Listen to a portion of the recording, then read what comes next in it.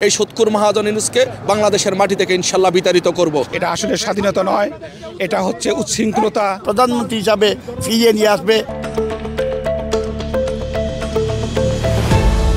অন্তর্বর্তী সরকারকে অবৈধ অসাংবিধানিক দাবি করে ডক্টর ইউনূস সরকার কর্তৃক গণতান্ত্রিক নিয়মে নির্বাচিত শেখ হাসিনার সরকারকে উৎখাত এবং বাংলাদেশের ৭২-এর সংবিধান বঙ্গভবনের দরবার হল থেকে জাতির জনক বঙ্গবন্ধু শেখ মুজিবের ছবি অপসারণ, ঐতিহাসিক ৭ই মার্চ, ১৭ই মার্চ, ১৫ই আগস্ট ও ৪ঠা নভেম্বর সহ ৮টি জাতীয় দিবস বাতিলের ষড়যন্ত্রের বিরুদ্ধে বাঙালি জাতির সকল সংগ্রামের সারথি বাংলাদেশ ছাত্রলীগকে নিষিদ্ধ করার প্রতিবাদে এবং গুম, খুন, মামলা হামলা সহ দেশে চলমান গণহত্যার জন্য দায়ী ইউনূস সরকারের পদত্যাগের দাবিতে গৌরব ৭১ যুক্তরাজ্যের উদ্যোগে ব্রিটিশ পার্লামেন্টের সামনে এক প্রতিবাদ সমাবেশ করা হয়েছে।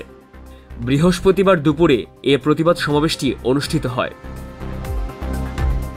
গৌরব ৭১ যুক্তরাজ্যের সভাপতি আব্দুর রাজ্জাক মোল্লা ও যুগ্ম সম্পাদক কামরুজ্জামান দুলালের সার্বিক তত্ত্বাবধানে সাধারণ সম্পাদক কাবিরুল ইসলাম কামাল ও সাবেক ছাত্রনেতা সালাউদ্দিনের পরিচালনায় সমাবেশে প্রধান অতিথি হিসেবে উপস্থিত ছিলেন যুক্তরাজ্য আওয়ামী লীগের সাধারণ সম্পাদক সৈয়দ সাজিদুর রহমান ফারুক, বিশেষ অতিথি যুক্তরাজ্য আওয়ামী লীগের যুগ্ম সাধারণ সম্পাদক মারুফ চৌধুরী, যুক্তরাজ্য আওয়ামী লীগের সাংগঠনিক সম্পাদক আব্দুল আহাদ চৌধুরী ও কুমিল্লা দক্ষিণ আওয়ামী লীগের সাধারণ সম্পাদক রওশন আলী মাস্টার।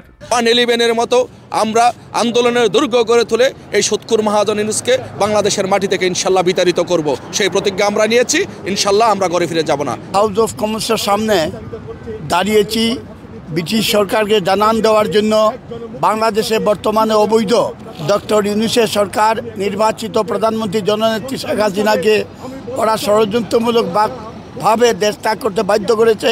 অতএব বাংলার জনগণ আবারও শেখ হাসিনাকে নির্বাচিত সাংবিধানিক প্রধানমন্ত্রীকে আবারও বাংলাদেশে ফিরিয়ে প্রধানমন্ত্রী হিসাবে ফিরিয়ে নিয়ে আসবে। এই প্রত্যাঘোষণের জন্য আজকের আমাদের এই আন্দোলন।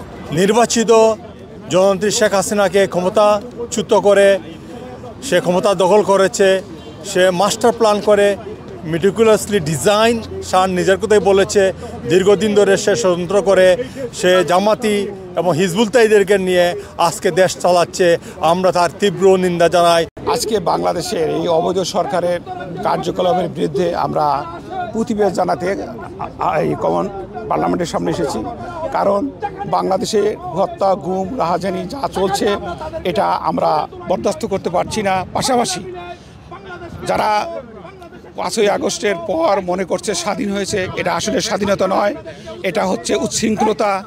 কিছু উচ্ছৃঙ্খল ছাত্রদের দ্বারা যে আন্দোলন হয়েছে সেই আন্দোলনটা আসলে গণ আন্দোলন ছিল না, এটা ছিল একটা জঙ্গিবাদী আন্দোলন। চাই জঙ্গিবাদের বিরুদ্ধে আমরা সবসময় সোচ্চার।